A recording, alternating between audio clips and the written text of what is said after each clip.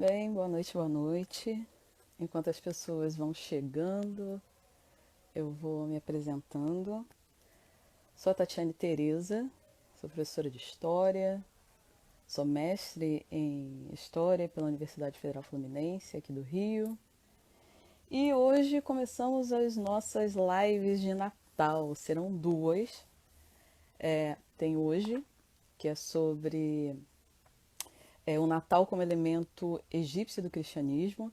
E segunda-feira, no mesmo horário, às 19 horas, teremos o professor Júlio César Medeiros, que vai falar a respeito da Bíblia sob um enfoque da negritude, falar sobre a África nos textos bíblicos. Então, assim, a gente está, né, quase no Natal. Para mim, praticamente já é Natal, né? Porque para mim, dia 24 já é Natal. Porque, né, tem ceia, tem festas, tem todas as confraternizações. Então, assim, a gente já está na véspera de Natal, o espírito natalino já está aqui, a gente já está sentindo o cheiro da rabanada. E essas duas lives a gente fecha esse ano. Segunda-feira, então, às 19 horas, teremos uma outra live também dentro desse enredo de Natal. E hoje eu vou conversar com o professor Márcio Luiz Paim. É um professor da Bahia. O professor Márcio, ele é mestre em estudos africanos pelo Centro de Estudos Afro-Orientais da UFBA, da Universidade Federal da Bahia. E ele também é mestre em educação pela UXAL, a Universidade, ou melhor, ele é mestre em educação pela Universidade Sudeste da Bahia e ele é graduado em História pela UXAL, pela Universidade Católica de Salvador.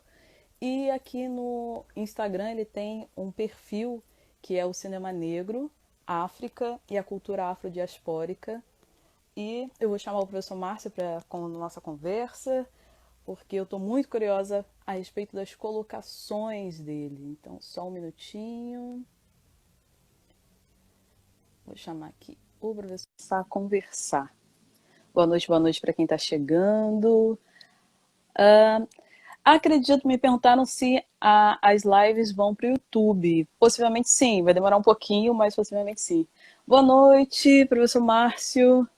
Boa Tudo noite, bem? Tatiana. Tudo Tá me bem? ouvindo bem? Estou ouvindo você perfeitamente. Prazer tê-lo aqui novamente. Muito obrigada por ter aceito esse convite para conversarmos a respeito dos elementos, né, africanos em relação ao cristianismo, mas especificamente dos elementos egípcios. Pedir desculpa para as pessoas que a gente atrasou um pouquinho, mas foram questões técnicas, o professor Márcio tinha me avisado, então assim, a gente só atrasou alguns minutinhos, mas não tem problema. Estavam todos aqui, professor, ansiosos pela sua presença. E antes de eu passar a palavra para o senhor, só vou dar só uma contextualizada, né? Qual é o sentido dessas lives? Porque assim, quando eu comecei a pensar as lives que aconteceram em novembro, que foram as lives da Consciência Negra, eu convidei o professor Márcio e ele muito gentilmente aceitou participar da live falando sobre o cinema negro. E dentre as informações, né, que eu fui, né, porque assim, na verdade eu não conheço, a gente não se conhece pessoalmente, eu sou aqui do Rio de Janeiro, o professor Márcio é de Salvador, e eu fui ver muitas lives, muitas informações que o professor passa nos cursos, e nisso, e nas nossas conversas também offline, o professor falou a respeito da influência desses elementos africanos a respeito do cristianismo. E, curiosamente, o professor que vai falar na segunda-feira, Júlio César, ele também tem uma abordagem a respeito, né, da África dentro dos textos bíblicos. Eu achei isso muito curioso, que dois homens negros que não se conhecem, mas que estudam o mesmo assunto, são especializados em estudos da África, terem pensamentos que convergiam. É claro, cada um dentro da sua abordagem, mas são pensamentos que convergiam. E eu fiquei muito curiosa e convidei os dois para fazerem essas lives para poder a gente, né, compartilhar essas informações e que eu acho informações, no mínimo, instigantes, né? para não dizer polêmicas, mas instigantes. Então, eu acho que é muito importante levantar essas informações. E eu conversei também com o professor Márcio, porque, assim, para as pessoas que não conhecem o canal, o Tempo de História ele é voltado mais para adolescentes, né, para crianças do ensino médio, fundamental. Então, assim, o tratamento, é claro que tem pessoas que podem estar assistindo a live que conhecem, né, profundamente Egito, história antiga, mas, assim, a ideia é ser o mais didático possível. Eu, por exemplo, não sou especializada em África, não sou especializada em Egito, então estou aqui para aprender, então a gente vai de uma forma mais didática. E para começarmos, assim, professor, para eu passar a palavra para o senhor, uma informação que eu vi muito presente nas suas falas é que geralmente o senhor se refere ao Egito Antigo com a palavra Kemet e os elementos egípcios como queméticos. Então, assim, acho que seria interessante o senhor falar e diferenciar para nós leigos, assim, qual a diferença, né, de se empregar o termo Egito ou Kemet e se há até mesmo um posicionamento político, né, no sentido de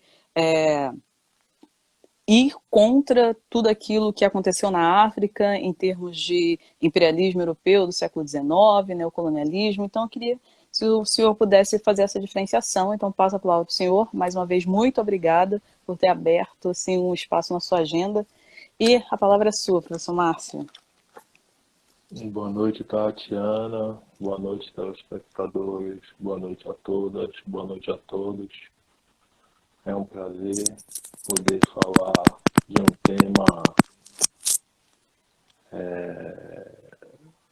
um tema raro, né? Dentro dessas possibilidades abertas pela Lei 10.639, a gente poder estar tratando sobre essa temática. Sobre essa questão do nome, Egito, Kemet, eu poderia dizer que o nome Egito, da forma como a gente conhece, esteja talvez ligado à história da colonização. E o Kemet é a forma como foram identificados nos escritos antigos egípcios, a forma como os antigos egípcios se autodenominavam, né? Kemet, né? Kemet, o Estado, e Kemetiu são os descendentes de Kemet, né? E a cidade, os povos da cara queimada, os povos da cara escura, né? É assim que eles se referiam. E, logicamente, quando você adota o nome quemético, logicamente que é um posicionamento político, né? Porque você vai passar a estar dando Até porque o nome Kemet, quemético, ele é um nome que surge a partir de uma visão interna da África, né? Então, assim, logicamente, isso se reflete como um posicionamento político também, né? Não tem a forma como você chama. E faz parte de um processo também de descolonização, né? Seria mais ou menos isso. Professor, só vou te pedir, não sei se o senhor consegue adequar um pouquinho a imagem do seu celular, porque assim, a gente só está vendo mais assim, a parte de cima do seu rosto. Isso, melhorou bastante. Obrigada. Assim, uma outra, indo mais em relação ao tema dessa live, que o tema da live é o Natal como elemento egípcio do cristianismo. E, assim, pegando da minha perspectiva, assim, eu sou cristã católica, né? Fui batizada com 15 dias de vida. porque meus pais moravam no Maranhão, minha mãe, eu nasci aqui, ela tinha que voltar, uma série de coisas. Mas, assim, geralmente a introdução, né, das crianças na religião se dá de uma forma prematura por conta, muitas vezes, de uma herança dos próprios pais. E meus pais sempre muito católicos, meu pai foi coroinha de igreja, essas coisas todas.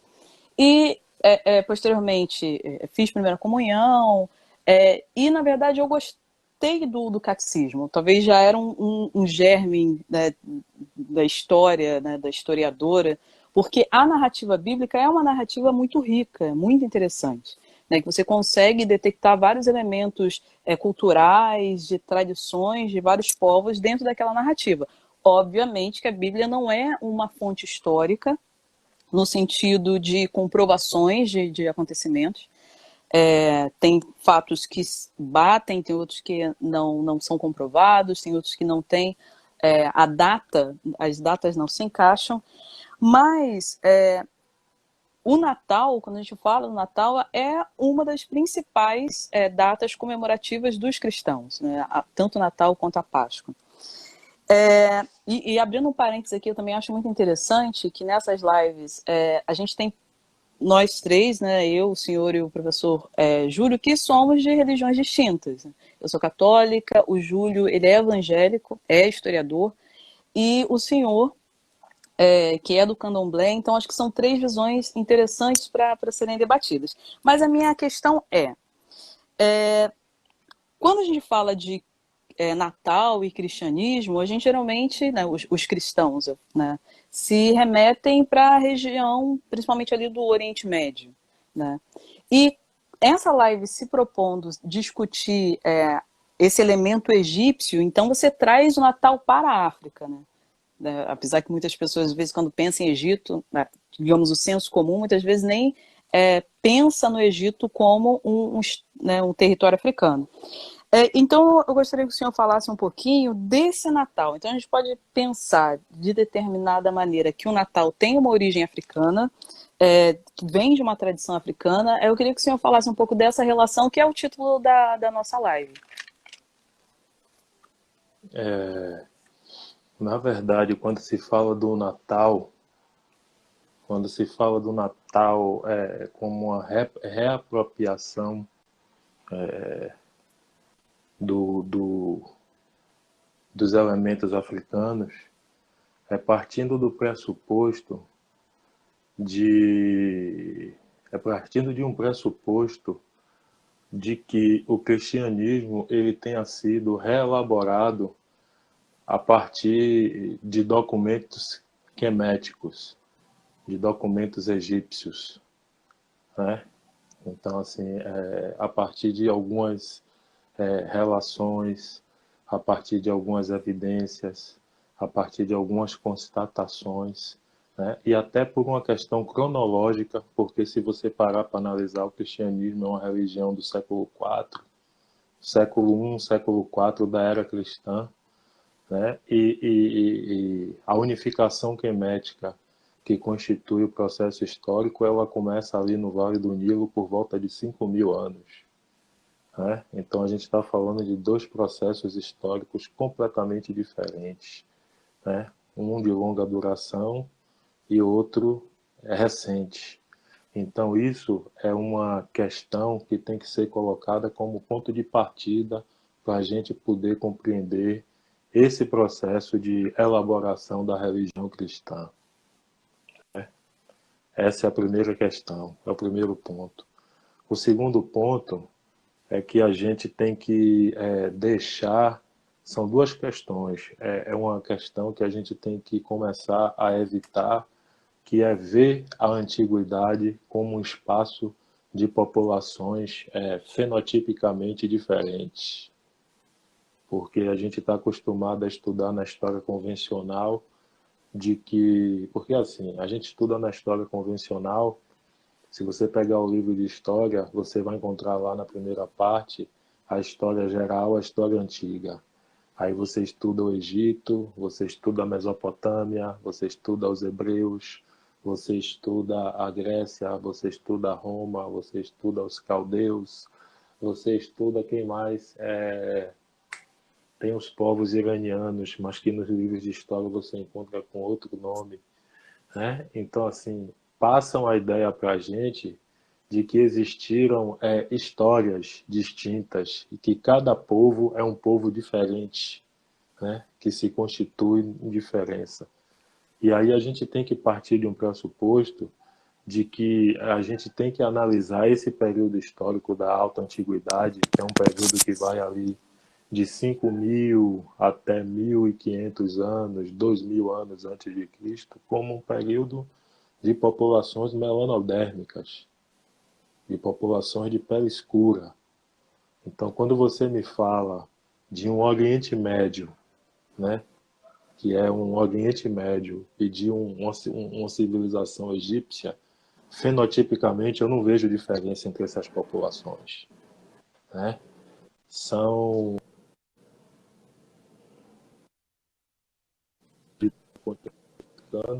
agora uma ressignificada ao seu ambiente adaptativo.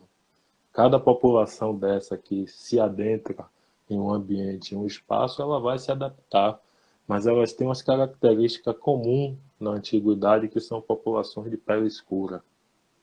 E isso você pode encontrar várias comprovações aí a respeito das antigas civilizações, da Mesopotâmia, do Irã. A própria Bíblia traz isso, né? Porque você vai encontrar o Irã na Bíblia sendo mencionado como Elam Xussa, Xussa, os Elamitas e os Xussianos. Elam Xussa é uma população de pele escura e estava ali na região do Oriente Médio. Iraque, uma outra região. Ali você tinha os sumérios e os acadianos. Ali você tinha as cidades do norte, que é a cidade de Akkad, que constituía a principal cidade, e você tem as cidades do sul, Uruk, Lagash, Agassou, né? Então, assim, quando Abraão recebe o chamado de Javé para se dirigir de Ur a Canaã, Abraão está no sul do Iraque. O episódio da Bíblia, os episódios da Bíblia se passam no sul do Iraque. Ur é uma cidade do sul do Iraque. Ele sai de Ur em direção a Canaã, que é uma outra região de população escura, que é o espaço natúfio, natúfio cananeu. Os natufianos e os cananeus são populações de pele escura. Então, assim, todos esses episódios que estavam acontecendo ali estão acontecendo no seio de populações de pele escura. Então, isso é o que a gente tem que entender também, segundo momento, para a gente compreender essa questão do cristianismo. Então, quando a gente está falando de hebreus, de judaísmo, né, de judaísmo para o cristianismo, tudo isso está acontecendo no meio de populações de pele escura. Entendeu? E aí você tem que pensar em um processo primário e em um processo secundário. Porque esse processo de despigmentação, de clareamento, que vai gerar a diversidade humana, é um processo muito recente. Entendeu? É um processo que acontece muito recente. E quando isso estava acontecendo, esse processo estava em andamento. Um processo que está acontecendo ali em 3.000, 2.000 anos, você está tendo um processo. E o Oriente Médio é uma região de entrecruzamento, né? É uma região que cruza todo mundo. Então, assim, de ligação do norte para o sul, do leste para o oeste. Então, consequentemente, esse processo de mistura vai ter o Oriente Médio como espaço de mais intensidade. É aí que vão surgir as populações semitas. Semita, traduzido, significa mistura. Entendeu? São populações miscigenadas. E aí é que vem um momento de apropriação, bem depois desse processo, com a apropriação do cristianismo. Por um passo depois. Porque você não deita de pele escura e acorda de pele branca. Isso é um processo que vai milenarmente acontecendo, entendeu? Então, até isso acontecer, então, tipo, todo esse processo dos judeus no cativeiro do Egito se deu no governo de Akhenaton, né? Que depois Akhenaton, Amenófis IV, que depois é nomeado Akhenaton. Isso é no Novo Império. O Novo Império ele começa ali em 1500 anos antes da Era Comum, né? Então é um período bem recente na história egípcia, bem recente. Se você comparar que a unificação do Vale do Nilo vai ter ali 4.000, 4.500 anos antes da Era Comum, entendeu? Então tudo isso está acontecendo ali. São várias populações, são vários grupos, né? Então esse é o primeiro pressuposto para a gente entender essa questão. Então, assim, vamos por partes, né? O senhor falou da questão dos povos, né? Daquela região do norte da África e do Oriente Médio como povos de pele escura. Aquela região se a gente for pensar, né, como o senhor falou também, tem a proximidade geográfica, né? Às vezes a gente pensa como se fossem locais muito, muito distantes, mas se a gente for pensar, até pegando a nossa escala, né, porque o Brasil é um país gigantesco, se a gente pega a escala que a gente faz esses distanciamentos dos territórios brasileiros, a gente consegue enxergar aquele território geograficamente um pouco mais próximo. Eu quero dizer o seguinte, no seguinte aspecto, que aquela população, de certa forma, se frequentava. Né? E sem falar que esses povos, aquela região da Mesopotâmia, do Iraque, aquela parte ali, são várias invasões que um povo invade o outro e há assimilação, uma série de questões. Essa é uma questão. Uma outra questão que eu fico pensando em relação à apropriação, porque como o senhor falou, houve o cativeiro no Egito dos hebreus, né? Dentro da tradição hebraica, as narrativas hebraicas, o povo hebreu ficou durante alguns séculos vivendo sob cativeiro no Egito, sob um regime de escravidão. Aí, quando o senhor fala dessa apropriação, né, do cristianismo em relação a elementos egípcios ou queméticos, e essa é uma questão que fica na minha mente, porque assim, eu entendo o cristianismo como uma herança da tradição hebraica. Né? Eu sempre brinco com os meus alunos que Jesus Cristo não era cristão. Né? As pessoas podem achar assim, mas é uma blasfêmia, é uma heresia. Mas porque Jesus Cristo ele vem de uma tradição hebraica. Né? Cristãos vão ser os discípulos de Cristo, os seguidores de Cristo. E o cristianismo é uma ideologia, né? O cristianismo é uma Vamos, ideologia vamos, vamos, vamos, vamos. daqueles que seguiam Cristo, né? Sim, Assim sim. como, assim como o leninismo é uma ideologia daqueles que seguiam Lenin. Assim como o Assim como marxismo, né, Stalin, o stalinismo é uma ideologia daqueles que seguiam Stalin, tem até aquela né? Então é uma anedota, ideologia. tem aquela anedota que diz mais ou menos assim que houve uma reunião dos marxistas e Marx não foi. Porque, assim, uma coisa são os discípulos, outra coisa é a pessoa. Mas o que eu quero dizer é nesse aspecto, né? Se Cristo vem de uma tradição hebraica, o cristianismo herda vários elementos da tradição hebraica, a começar pela própria Bíblia cristã, que é dividida em dois grandes blocos, né? Você tem o Antigo Testamento e o Novo Testamento, sendo que o Pentateuco, que são os livros da tradição hebraica, fazem parte do Antigo Testamento das Bíblias cristãs. E nesse aspecto eu fico pensando que essa apropriação que o senhor fala dos elementos egípcios do cristianismo se deu via tradição hebraica ou se dá realmente com a constituição do cristianismo posteriormente?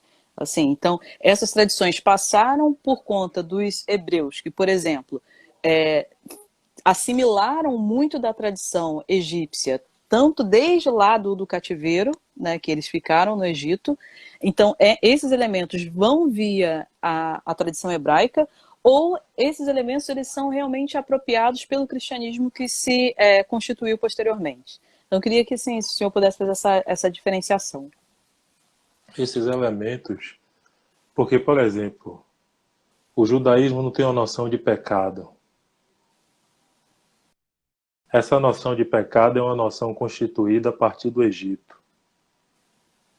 Porque a nossa, o que os hebreus e os cristãos passaram a chamar de pecado era exatamente o julgamento de Maat que se fazia. Então você colocava o coração da pessoa na balança e você usava a pena como uma forma de medir, né, as ações e as situações. Então, assim, se o seu coração é mais pesado que a pena, é sinal que você não cometeu ações suficientes para poder você receber a chave do corredor de Maat. E aí, consequentemente, você cometeu atos impuros. Então, essa noção de impureza, né, essa noção de erro, essa noção surge a partir da elaboração egípcia, né? E é daí que vai surgir depois essa noção de pecado que os hebreus vão praticar, e depois isso vai ser ressignificado pelos cristãos, sendo que os cristãos são a divergência do grupo hebraico. E isso aconteceu, eles se apropriaram desses símbolos durante a experiência de Amenófis IV, no século XV, antes da Era Comum. Porque Amenófis IV, eles estavam no cativeiro de Amenófis. E é durante o cativeiro que eles vão observar a primeira tentativa de monoteitização de uma religião, né?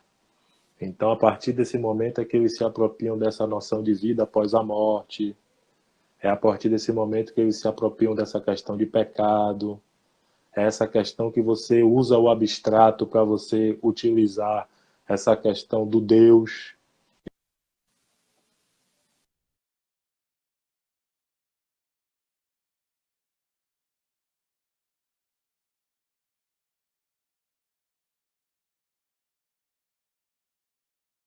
E depois, quando eles saíram do Egito, eles já saíram com as bases constituídas para o que mais tarde vai ser a religião judaica.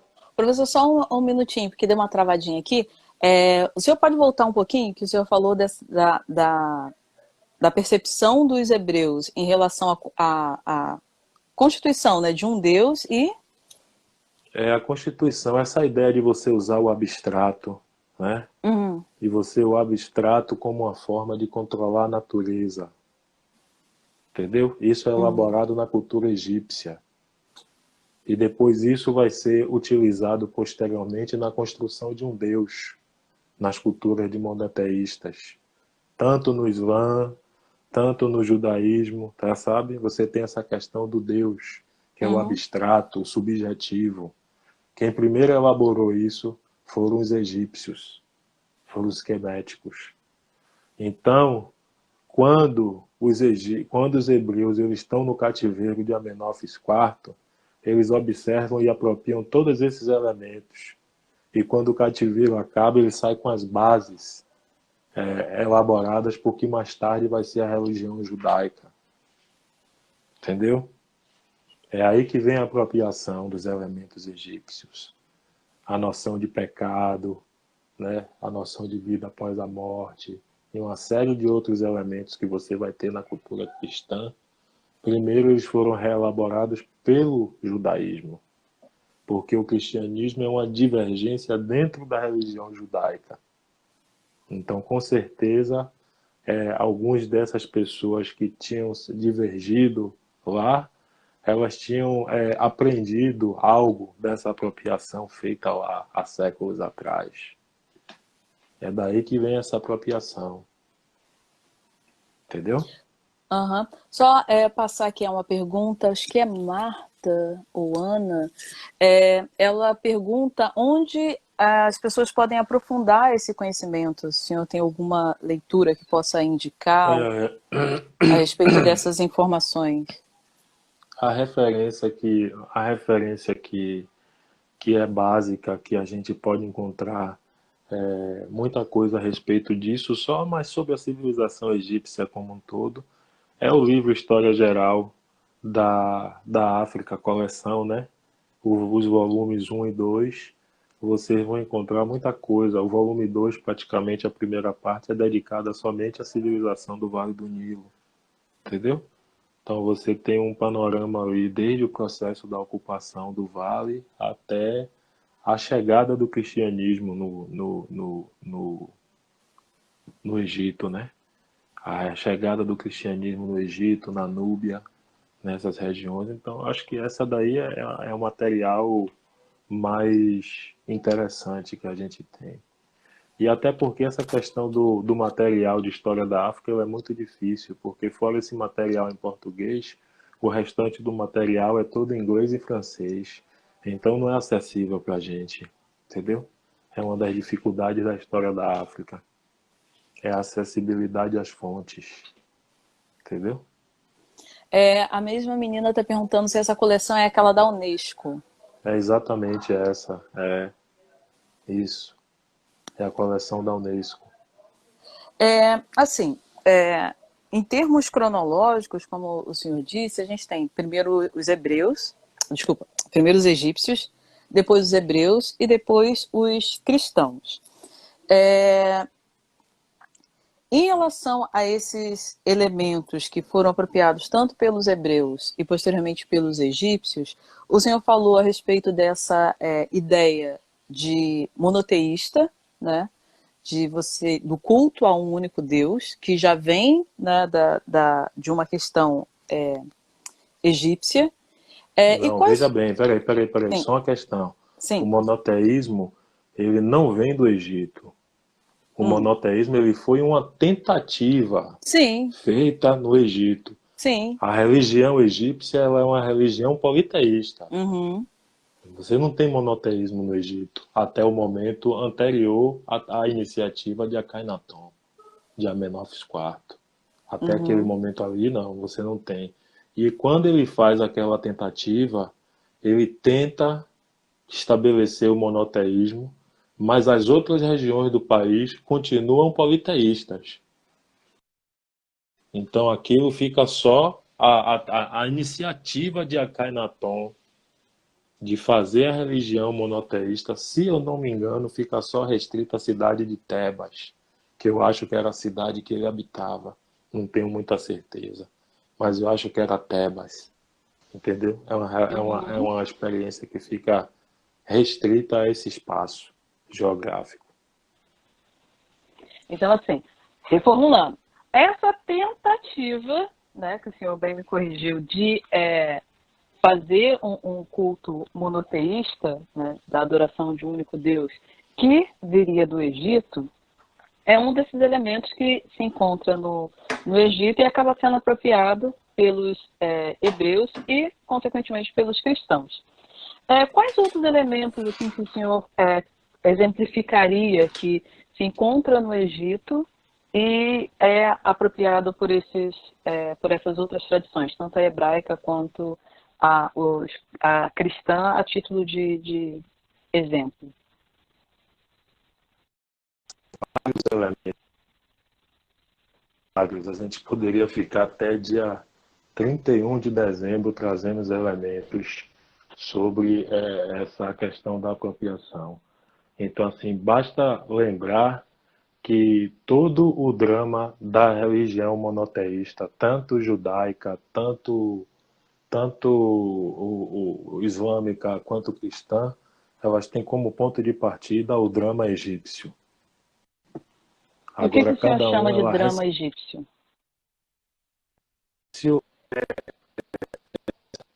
o mundo na visão egípcia. Aí o que é que acontece? Não existe, porque uma das características da religião egípcia, da cosmogonia egípcia, da cosmovisão egípcia, é que ela não é única. Então, assim, você tem milhares de narrativas no Egito sobre a forma como o mundo surgiu. E cada uma dessas varia de acordo com a cidade, com o espaço. Então, assim, Heliópolis. Ih, deu uma travadinha aqui. Professor, o senhor está me ouvindo? Professor? Estou ouvindo. Alô? Desculpa, porque que deu uma travada, o vídeo tá dando uma travada. O senhor poderia repetir, por favor? Cada, cada Eu disse que cada narrativa, não existe uma narrativa sobre a Aham. história do Egito. Existe uma cosmovisão, Uhum. existem cosmogonias como as cosmovisões.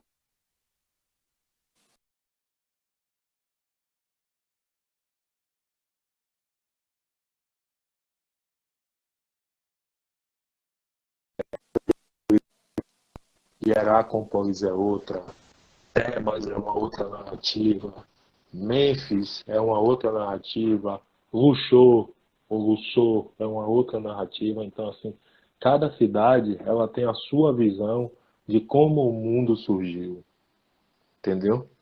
Então, assim, e aí Uhum. você tem várias narrativas. Agora, uma coisa que tem em todas essas narrativas que são comuns são alguns elementos, tipo Num, é um elemento que você vai ver em todas essas narrativas, porque não é o Criador, é de onde tudo vem, é a matéria pré-existente. Você vai encontrar o ovo primordial, a água primordial, que é de onde tudo vem. Você vai encontrar os personagens Isis, Osíris, Horus, Sete, Nefts, Anubis, Tefnut, né? São os elementos comuns. Então você, por mais que você tenha milhares de narrativas diferentes, mas você tem elementos comuns nessas narrativas. Então, assim, uma dessas narrativas, você tem é o que nós chamamos do, né? É uma narrativa que foi encontrada em uma das Desculpa. tumbas. E uma dessas narrativas. É o drama Desculpa que travou. osiriano. Numa dessas É narrativas tem. Ah, sim, o o drama drama brasileiro. osiriano. O drama Aham. osiriano, que é Uhum. de como o mundo surgiu. E aí você tem aquela história de que o mundo surgiu a partir de Num, né, que é de onde tudo vem, para onde tudo vai. Ele é a matéria pré-existente. Num é o cosmos, é o logos, é o todo, entendeu? Uhum. Ele é o todo, é de onde tudo vem, para onde tudo retorna. Então tudo é Num. Eu, você, sabe? O copo com água que está aqui na minha frente, tudo é Num. São as partículas, são um pedaço desse cosmos, do Logos, né? Uhum. Então, assim, Num, na possibilidade de criar o mundo, ele trouxe Atum, que foi quem ajudou ele a fazer o mundo, né? E aí, Atum, ele coloca Tefnut, ele coloca Tefnut e o outro eu esqueço o nome, que são os dois filhos que ajudam ele nesse processo, né? Que é daí que vai surgir Nut e Geb. Nut é o céu e Geb a terra. Não, depois de Tefnut você tem Shu.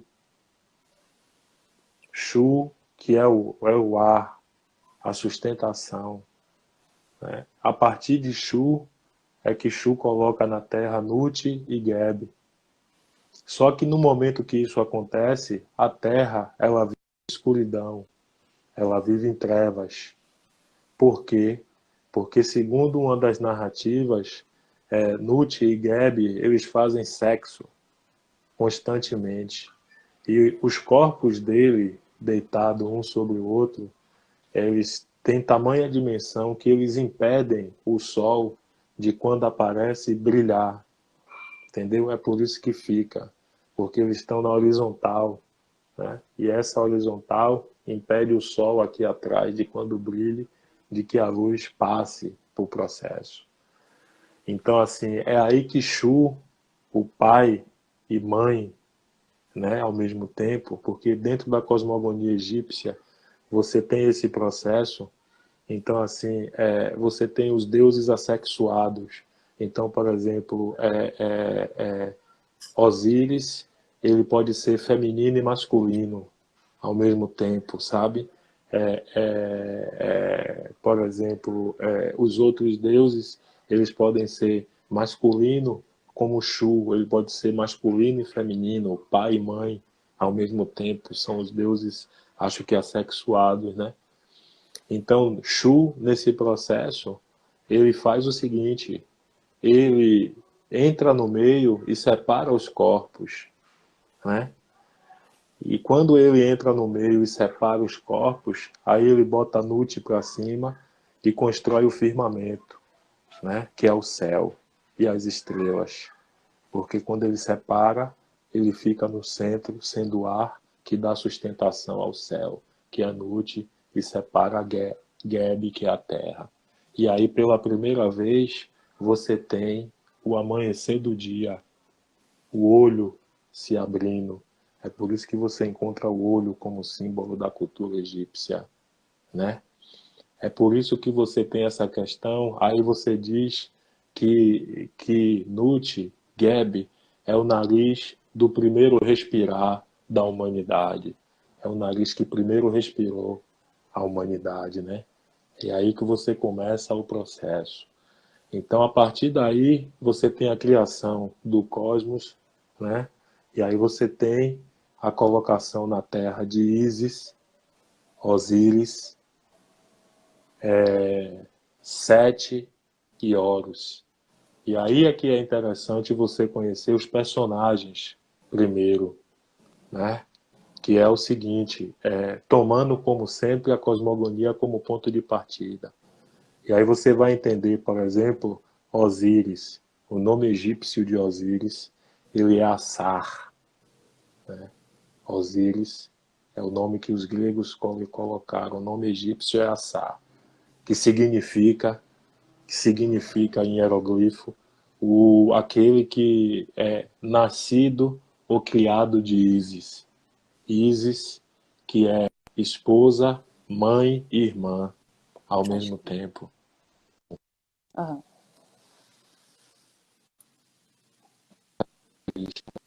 Travou? E Ísis, na verdade, que eu falei Ísis. Aí Ísis, na verdade, o nome egípcio de Ísis é Astat, né? O Asit. Asat, né? Significa aquela que tem um trono, assento ou residência. Aí você tem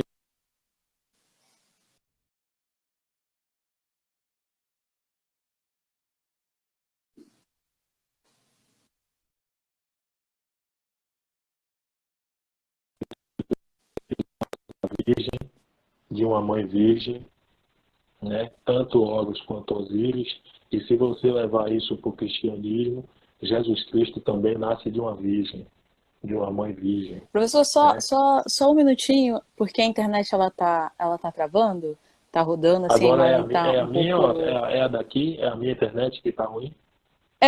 Eu não sei, eu posso fazer o seguinte, eu só vou fechar rapidinho e te chamo novamente, só para ver se melhora a conexão. Tá certo, tá ok. Só um minutinho, só vou fechar Tá, aqui e te chamo no mesmo instante, só um minutinho, tá ok. porque porque tá travando, eu vou ver se fazendo isso melhora a conexão. Só um minuto. Chamar o professor de volta. Vou ver se melhora, porque pelo menos para mim fica rodando e a imagem está um pouco desfocada. Sim, vou salvar. As pessoas estão perguntando se eu vou salvar a live. Sim, a live será salva. A internet não aguenta a potência do professor Márcio. Infelizmente está travando bastante. Vou salvar sim antes de fechar. Estou aguardando o professor Márcio aqui aceitar o convite que eu já enviei. Porque pelo menos para mim, não sei para as pessoas que estão assistindo, tá travando um pouquinho e a fala tá ficando um pouquinho interrompida, mas só esperar ele voltar aqui, que eu já mandei o convite, esperar ele aceitar. Mas sim, vou salvar. As pessoas estão perguntando se vou salvar a live. Vou salvar. Pronto, professor. Vou ver se agora fica um pouco melhor. Você está me ouvindo bem? Tô sim, perfeitamente. Tá ótimo. O senhor parou justamente no ponto-chave. Que o senhor fez a associação com Cristo, né? Então, assim, se eu pudesse voltar desse pedaço. Aí o que é que acontece? Aí você pega e analisa a origem tanto de Horus quanto de a origem tanto de Horus quanto de Osíris, né? Todos eles nascem de uma mãe virgem, né? Todos eles combatem, são combatentes, lutam da sua forma pelo mundo melhor, pelo a boa nova, pela notícia, né? Então tudo isso são características que Jesus posteriormente vai incorporar, né? Então, E aí assim, depois, é, e aí depois você tem também o Horus e o Sete, que são outros personagens que a gente tem que conhecer, porque a gente não vai conseguir entender essa questão da elaboração do cristianismo como base sem conhecer. E aí a gente entender também que Horus e Sete, eles são os irmãos guerreiros, né? Então, Sete ele passa por todo um processo de construção também, porque Sete, se você volta lá para a história do Alto Egito, ele não tem essa relação de maldade. Isso é uma questão que vai acontecer posteriormente, à medida que Osíris vai ganhando outro espaço dentro da civilização egípcia, né? Porque quando a gente estuda Osíris dentro da civilização egípcia, a gente percebe que Osíris ele vai passando por um processo de evolução, um processo de ressignificação, sabe? O Osíris que vai ser cultuado no Alto Egito, no Egito Antigo, não é o mesmo Osíris que vai ser cultuado no Novo Egito, né? Existe um processo de ressignificação, de reconstrução em cima da crença de Osíris que a gente precisa levar em consideração também. E depois você tem o Sete, né? Que é o que vai ser associado à maldade, e o Horus. Então, o que é que vai acontecer? Nesse processo do drama que eu falei, você vai ter a construção do mundo. E aí, dentro disso aí, Osíris, ele vai ser o escolhido por Num, né, o criador, por Ra, que são os representantes de Num, como o elemento de governabilidade do mundo físico, entendeu? Eles vão escolher Osíris para poder encetar essa administração do mundo. É Osíris que vai receber, vai ser o primeiro faraó. É a incorporação de Osíris por conta de uma outra situação. Por quê? Então, quando Osíris ele recebe essa missão de governar o mundo, isso gera. acho que travou de novo. Só um minutinho. Quando Osíris recebe a missão de governar o mundo.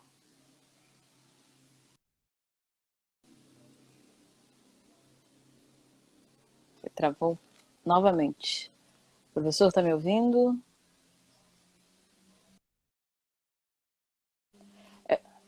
É porque está travando, eu não consegui ouvir a frase inteira.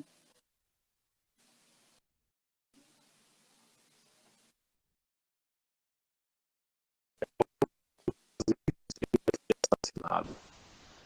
Osíris vai ser assassinado e aí você vai ter os Só, quartejamentos.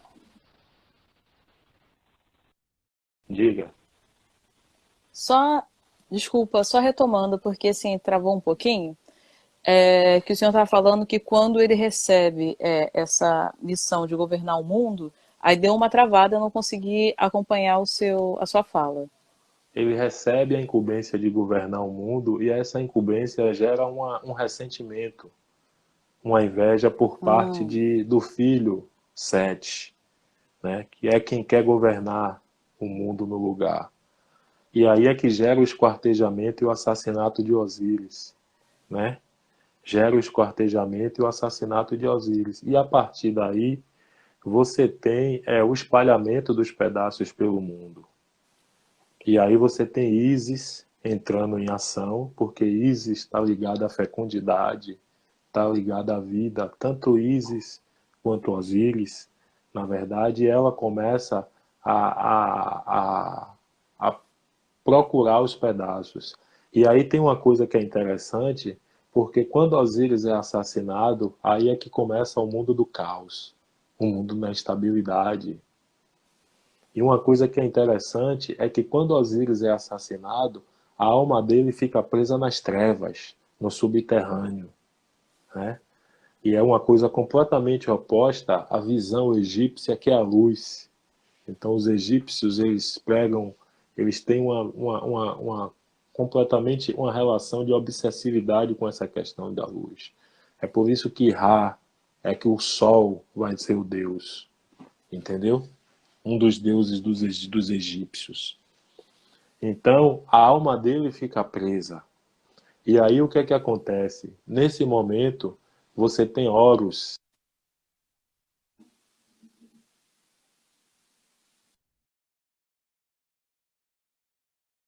Me travou novamente. Você tem a mensagem de Horus. Alô, tá ouvindo?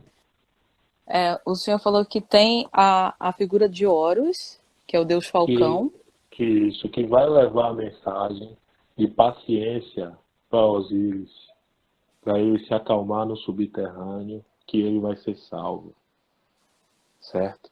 Uhum. E aí é quando exatamente Ísis, junto com Horus, eles reconstituem os pedaços e trazem a vida a Horus novamente, trazem a vida a Osíris. E aí o que é interessante? Horus, nesse drama egípcio, ele é o mensageiro, ele é a pessoa que leva a boa nova, ele é a pessoa que leva a mensagem de estabilidade do mundo, né? Ele leva a mensagem de paz. Então é daí que você tem a figura de Jesus Cristo, que posteriormente vai ser a pessoa do Messias, o mensageiro que leva a boa nova, a mensagem de igualdade do mundo, a mensagem de paz. E quando você reconstitui Osíris, você tem o episódio da ressurreição de Cristo.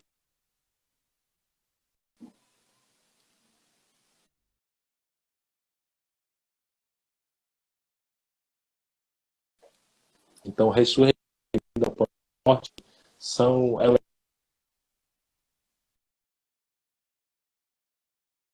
O professor travou novamente. Acho que pedi para o senhor retomar só um pouquinho. Só pedir, entendeu? me desculpa, porque assim travou.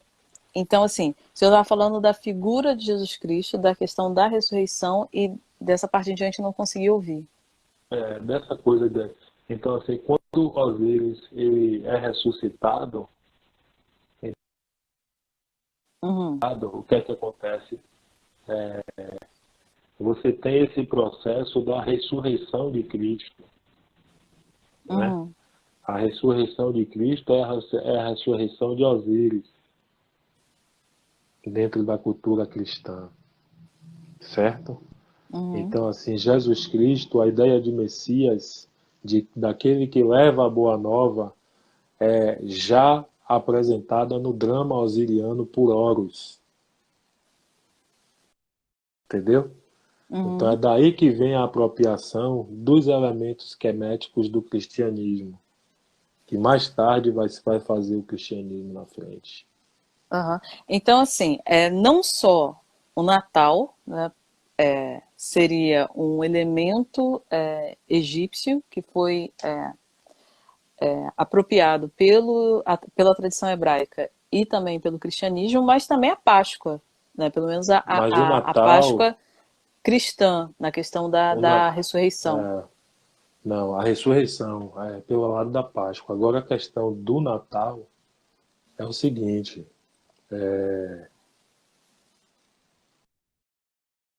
Horus também na mitologia egípcia ele está associado ao deus solar. Ele é um deus solar, Horus. E o Uhum. nascimento de Horus dentro do calendário egípcio, que eu esqueci agora o nome do mês de dezembro em egípcio, tá entendendo? Significa 25 de dezembro. Era o nascimento de Horus. Uhum. E aí o que é que acontece? O dia 25 de dezembro também, dentro do calendário egípcio, ele é o primeiro dia depois do solstício de inverno, entendeu? Então, assim, Uhum. tipo assim, recentemente a gente entrou no solstício aqui. Foi o solstício de verão, Uhum. né? Então, assim, um dia depois desse solstício, no caso do calendário egípcio, né, é que começava é, a movimentação da Terra em direção. Porque a gente entra no solstício, quando a gente entra no solstício, a gente entra no solstício, mas rapidamente a Terra ela começa a fazer o movimento para o próximo, porque é um movimento de declínio do Equador. Então, assim, quando Uhum. um vira e um vira verão, cá embaixo Uhum. é Uhum. inverno. Quando Uhum. vira, então assim, quando acontecia o 25 de dezembro, é um dia depois do solstício de verão, que era comemorado o, o, o aniversário de Horus, ok? Depois Uhum. disso, o que é que eles fizeram? Aí eles passaram a associar, né, o nascimento de Cristo com a ideia da caverna. Por quê? Porque na antiguidade, esse solstício, quando surgia, o que é que se dizia? Dizia que o do sol, do inverno, eles chamavam esse solstício, o nascer do sol, de caverna, entendeu? Eles chamavam o solstício, esse nascimento do solstício, de caverna. É daí que você começa a ter a associação de a associação de Cristo, né, com essa ideia da ressurreição de Cristo, com a ideia da caverna, entendeu? E aí o que é que acontece? Eles vão pegar esse mito da caverna, por quê? Porque quando o solstício nasce, em um determinado momento, entre 2555, a estrela virgem, a constelação virgem, ela passa a ser vista pelos egípcios do lado oriental. Então, quando o sol nasce do lado oriental, tá entendendo? Quando o sol Uhum. nasce do lado oriental, eles dizem que você tem o nascimento da Virgem na caverna. É aí que você associa o nascimento de Cristo com a ideia de uma virgem. A virgem é a constelação que os egípcios faziam, viam, que estava ligado com o solstício que acontecia, que estava ligado ao nascimento de Horus, que era o 25 de dezembro, certo? Uhum. Isso depois é que eles fazem a associação com o nascimento de Jesus Cristo, porque Jesus passa a ser nascido de uma virgem, né? E essa ideia de nascimento de Jesus e a ressurreição está ligado com a caverna, tá entendendo? E a data do aniversário do nascimento de Jesus Cristo, que era 6 de janeiro que eles começavam a comemorar, eles passaram a comemorar 25 de dezembro, que é o nascimento que passa a ser o nascimento de Cristo, mas que era o aniversário de Horus. Era o nascimento de Horus, do Deus solar. E é daí que você tem essa ideia de 25 de dezembro ser o nascimento de Jesus Cristo e a comemoração do Natal. Aí Então, assim, é no toda caso uma essa elaboração, é toda uma elaboração em cima do drama quemético, né? E no caso, essa estrela virgem seria essa mesma estrela que aparece, a estrela guia que aparece para os reis Seria magos, Sotes, que seria com... Sotes. Seria, na verdade, é porque os egípcios eles identificavam a constelação Sírius a partir da estrela Sírius. A estrela Sírius, que era a base da identificação da constelação, os egípcios chamavam de Sotes, Uhum. entendeu? Então é essa Essa estrela estrela Sótia que vai seria a ser. estrela guia. Eu não vou dizer que a estrela, eu não vou dizer que ela apareceria como a estrela guia, mas, por exemplo, na ideia é, do cristianismo, Porque tem uma ideia que é a ideia dos três reis magos, né? E essa ideia dos três reis Sim, sim. magos, que é de onde Jesus Cristo nasce, isso tá muito, isso é porque assim, em Mênfis, na cidade de Mênfis, você tem um templo dedicado ao deus Amon, Amon-Ra, Uhum, que é também uhum, conhecido como Amém, Amenra, uhum. né, que é o Deus. E lá dentro você tem uma tela que está dividida em 3 episódios. E cada episódio desse você mostra uma situação que é a seguinte. Na primeira cena, você tem os 3 sacerdotes egípcios aguardando o nascimento do bebê faraó. Pô. Assim, o bebê faraó seria o nascimento de Cristo posteriormente. Isso é uma das imagens que está lá no templo de Amém, né? Que é de onde a gente Uhum. acredita que tem havido a noção dos três reis magos. E depois tem uma outra cena que é a Estrela Sotes conversando com, com Isis, se eu não me engano, e onde ela está dando a luz pelo Espírito Santo, que é daí que vem a ideia da Virgem Maria Imaculada. Então, assim, essa estrela, ela aparece já nesse processo, entendeu? Como a Uhum. estrela norteadora, ela é a estrela que anuncia a chegada do Filho Divino, né? Do Filho Divino, do que seria Jesus Cristo. Então é isso que Mateus vai falar depois no Evangelho e é onde vem também a ideia de, poxa, eu esqueci agora, a ideia do anjo Gabriel, o anjo Gabriel que vem trazer a mensagem de que Uhum. Jesus Cristo vai Uhum. nascer, coisa e tal. Quem faz isso lá no drama egípcio é Sebe, né? Sebe vai ser a pessoa que está recebendo uma, porque são 3 telas. Sebe é uma das pessoas que recebe a mensagem em uma das telas e que vai anunciar. É daí que vem a noção de anjo, de criador, né?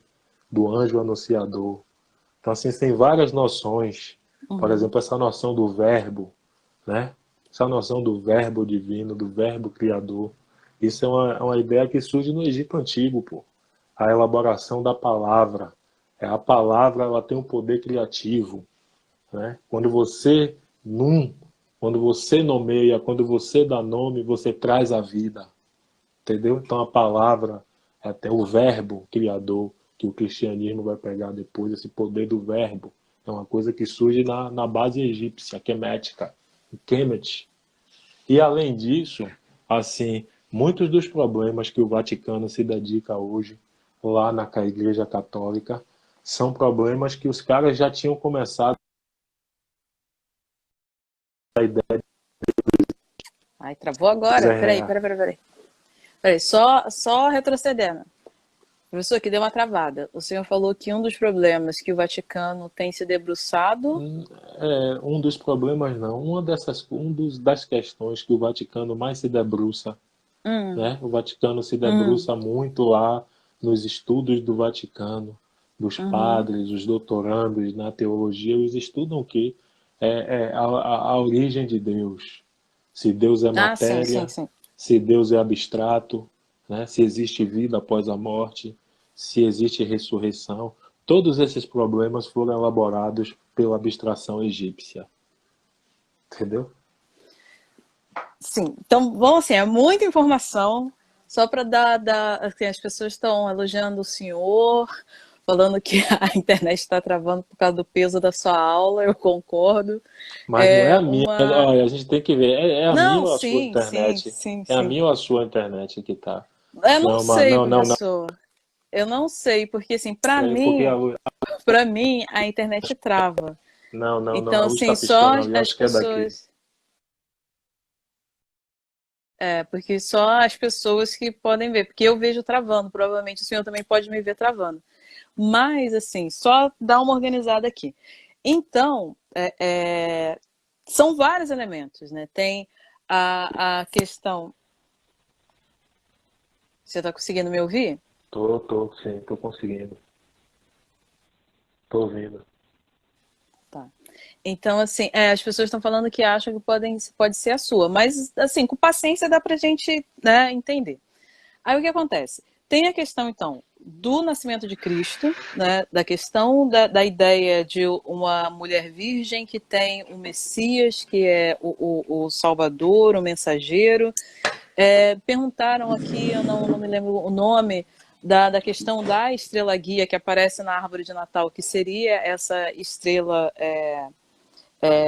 né, do nascimento de Cristo, que é justamente a sorte, né, que aparece dentro da narrativa egípcia. Então, são vários elementos, e também o elemento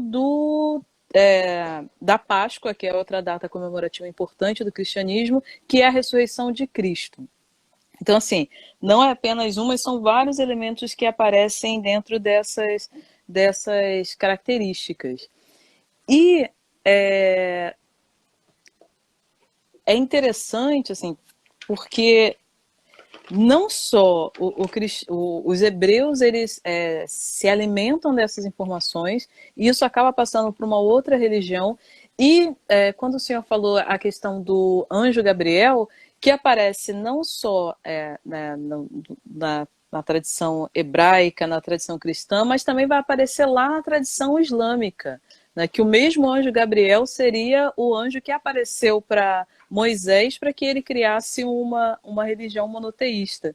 Né? Então, assim, essas ligações, né, dessas principais religiões monoteístas é extremamente interessante. Mas, assim, em relação a essa questão, às vezes eu fico me perguntando, porque o cristianismo, especialmente, é uma religião que se vale de uma característica muito iconográfica. Né? Os cristãos trabalham muito com a questão da imagem. Né? Se a gente for pensar desde das catedrais, né? Das várias temporalidades, daquela arquitetura pedagógica, né? Pensando que todas aquelas esculturas com narrativas das escrituras sagradas, principalmente se a gente for pensar na Idade Média, onde a grande maioria das pessoas não sabiam ler, então você tem as narrativas ali trabalhadas, né, nas igrejas. Isso ainda ganha uma outra dimensão quando a gente anda um pouco com a história e chega no Renascimento, onde a narrativa ela vai ter as narrativas bíblicas, além do resgate também de mitos pagãos, digamos assim, mas a narrativa bíblica ela vai ser muito pintada pelos grandes artistas do Renascimento.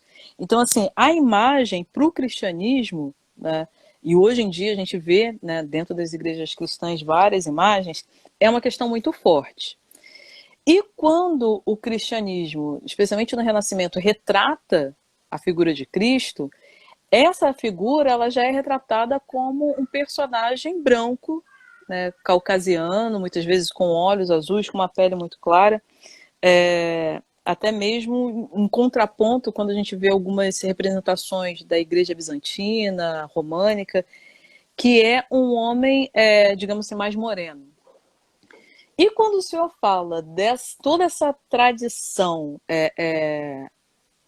dos povos, não só do Egito, mas também ali do Oriente Médio, né, lá na história antiga, serem povos de pele preta, aí a questão, claro, o senhor também falou rapidamente que esse processo de despigmentação também ele está acontecendo naquele momento, mas no mínimo inquietante, né, para muitas pessoas pensar num Cristo sendo um homem negro, né? Não só dentro dessa apropriação de uma ideia de um Messias que viria de uma cultura que não é necessariamente a cultura hebraica, que já viria de uma outra cultura anterior, mas a própria imagem de Cristo como homem negro para muitos pode ser uma questão um tanto quanto polêmica. E, assim,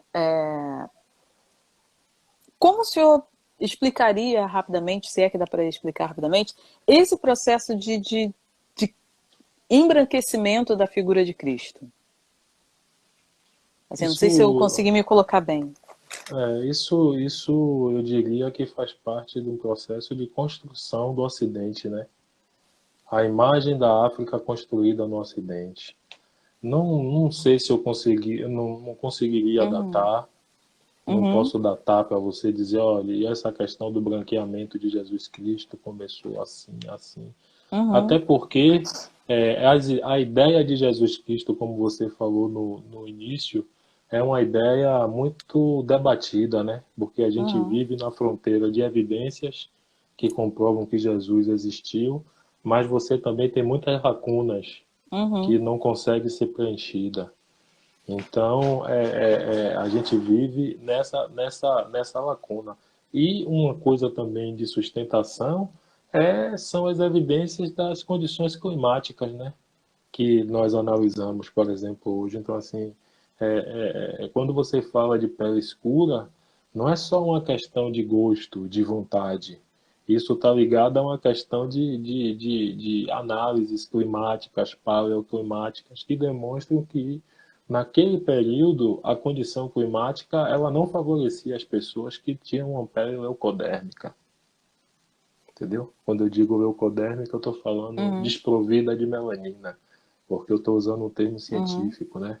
Porque a gente está falando de 4.000, 5.000 anos e usar negro e branco, que são termos recentes, né? São termos do século XIX.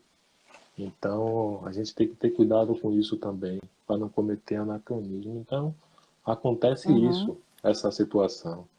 E essa construção da imagem de um Jesus Cristo branco é a imagem da apropriação do Ocidente, da construção do ocidentalismo, entendeu?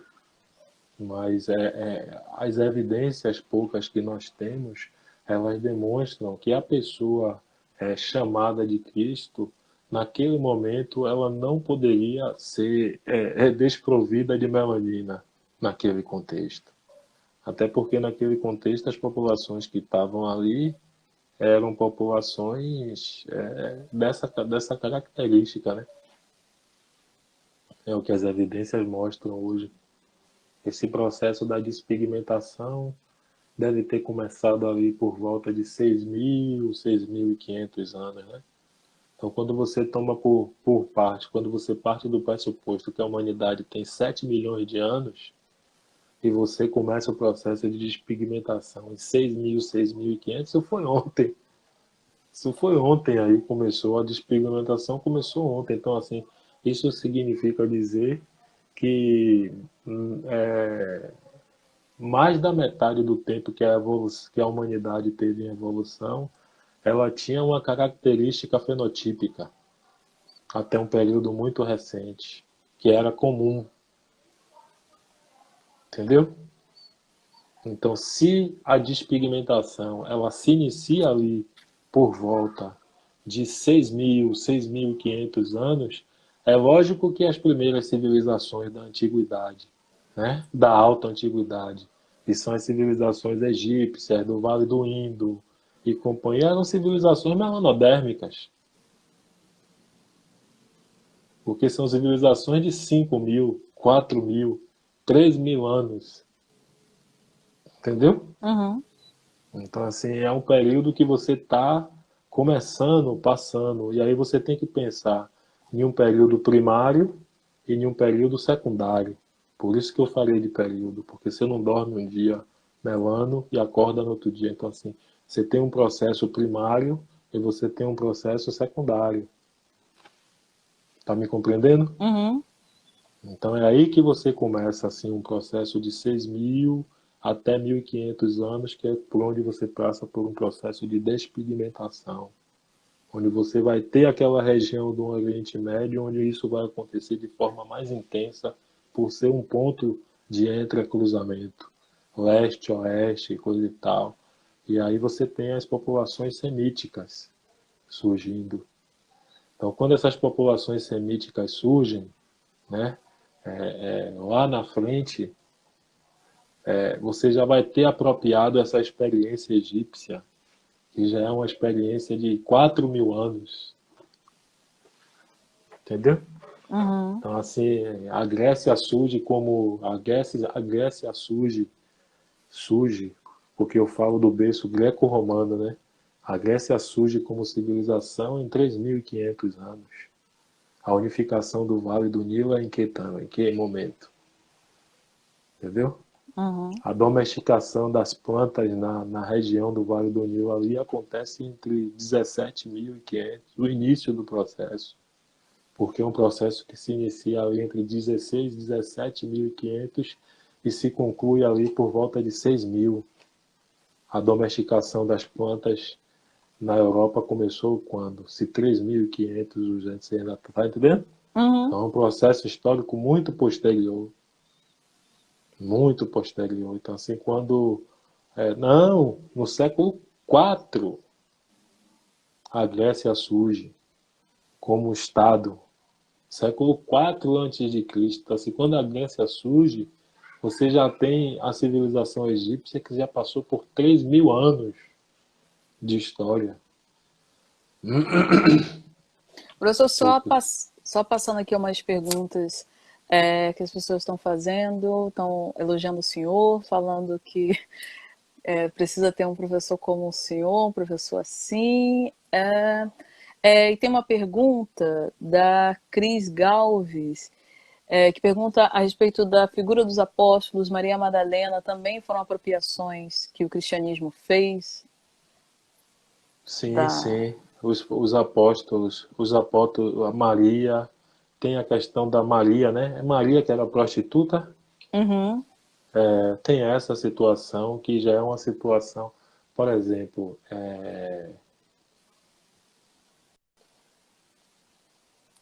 essa é porque agora eu não estou lembrado, mas essa situação porque assim, eu acho que é o anjo Gabriel que intercede por Maria em relação a José, não é isso?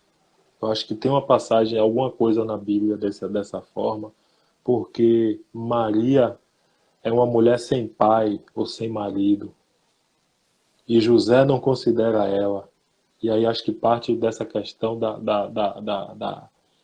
da prostituição. Não me lembro bem, Se não, porque tem, tem tem, a tem, Virgem tem, Maria, né, a mãe de Jesus, e Maria Madalena, que é uma outra mulher, que essa é a prostituta. porque é isso. E tem, quem é que vai ser? Tem a mãe de Jesus, a Virgem Uhum, Maria, sim. e tem a Maria, e tem a mãe física, não é isso? Não, tem a mãe física é a Virgem Maria.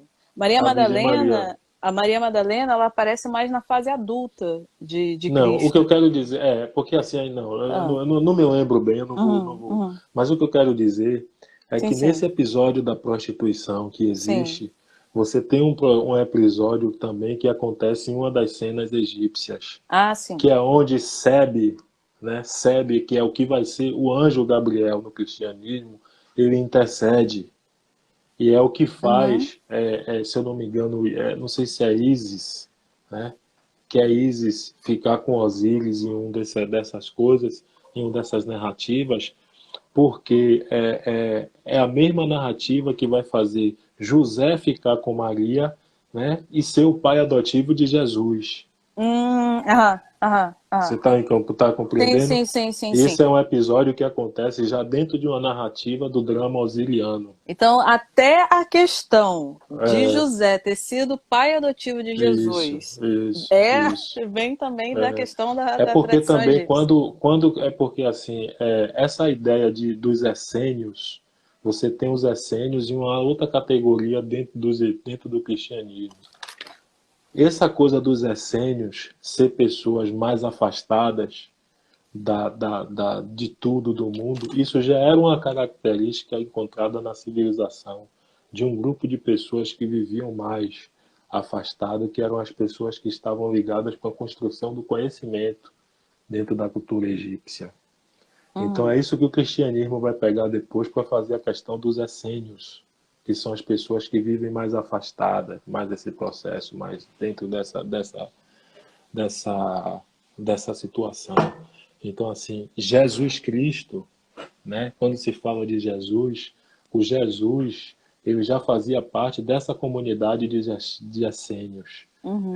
O nome Jesus vem de uma corruptela chamado Xeru, né? Que é um nome egípcio do indivíduo que fazia parte dessa comunidade de essênios, lá no Egito Antigo.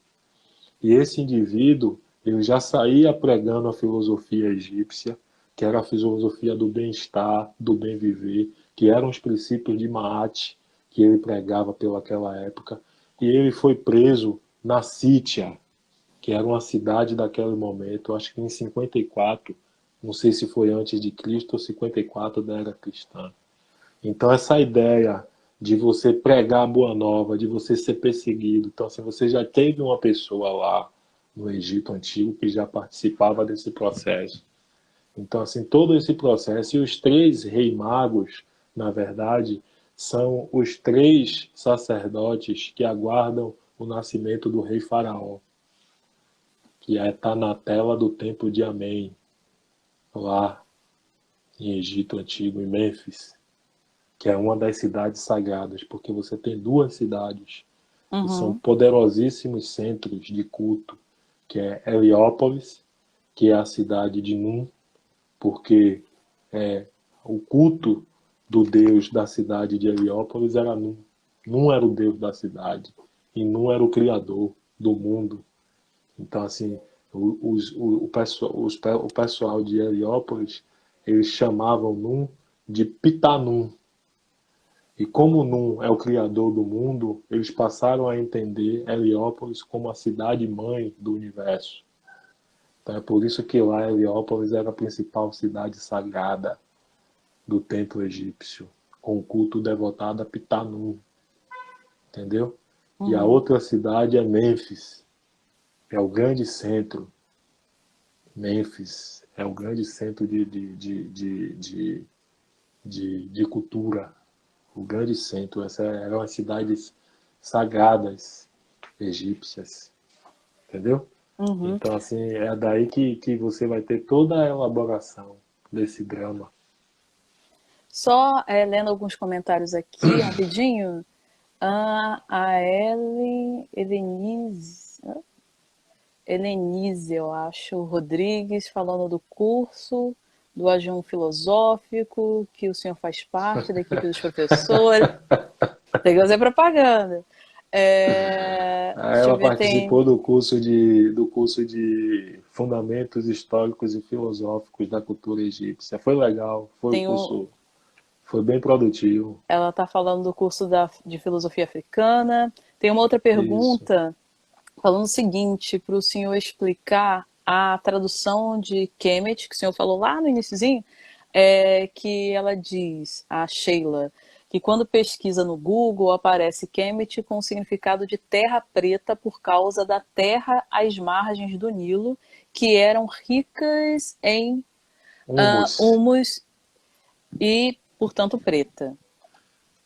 Isso aí é uma das narrativas, né, que se falam a respeito do Egito. Mas quando eu falo de Kemet, é porque os próprios egípcios, eles se referiam a eles próprios como os Kemetius, os descendentes de Kemet, né, que é o povo da pele escura, que é o que depois os gregos vão chamar de etíopes, que é o povo da cara queimada. Antes de você se referir aos etíopes, você já tinha os Kemtiu, que é o povo de Kemet, entendeu? Aham, só para aqui as pessoas falando que estão chocadas com essas informações, estão mortas, falando que o cristianismo é uma mentira. Deixa eu ver mais o que. Só para a gente voltar para as nossas perguntas. Falando que é difícil manter essa farsa. As pessoas elogiando, dizendo que a live tá show, aplaudindo. Mas deixa eu voltar aqui. Só fazendo uma ligação, não saindo da nossa live, mas uma coisa que ficou na minha mente, aproveitando esse momento perguntas, porque eu assisti uma outra live do senhor, que estava falando sobre os Rastafaris, né, do Rastafarianismo, e eu achei muito interessante que ele falava que a tradição Rastafari vem justamente da descendência da rainha de Sabá com o rei hebreu Salomão. E o que, assim, e o senhor, é claro, e os outros convidados falaram de toda essa trajetória, que muita informação daria para a gente falar aqui. Mas uma pergunta que ficou na minha mente seria a seguinte: se o rastafarianismo, de certa forma, é uma tradição que viria de que, de certa forma, reivindica algumas características da tradição hebraica, você tem, de certa forma, um braço, né, uma vertente dessa tradição hebraica que vai acabar tendo como resultado o rastafarianismo. E eu fiquei me perguntando pelo seguinte: se a gente for pensar na tradição hebraica, eles não têm a figura de um Jesus, não entendem o Jesus cristão como o Filho de Deus, Messias, Salvador, que seria o Deus que se encarnou, o Deus vivo. E dentro das discussões da live, os Rastafaris entendem Yeshua como o Messias e fazem essa associação com Jesus Cristo, que eu acho que, pelo que eu entendi, seria o mesmo Cristo do cristianismo, né, e não dos textos hebraicos. E uma coisa que eu fiquei meio assim seria essa continuidade, né? Porque se eles vêm de uma tradição hebraica e pensando que dentro da tradição hebraica a própria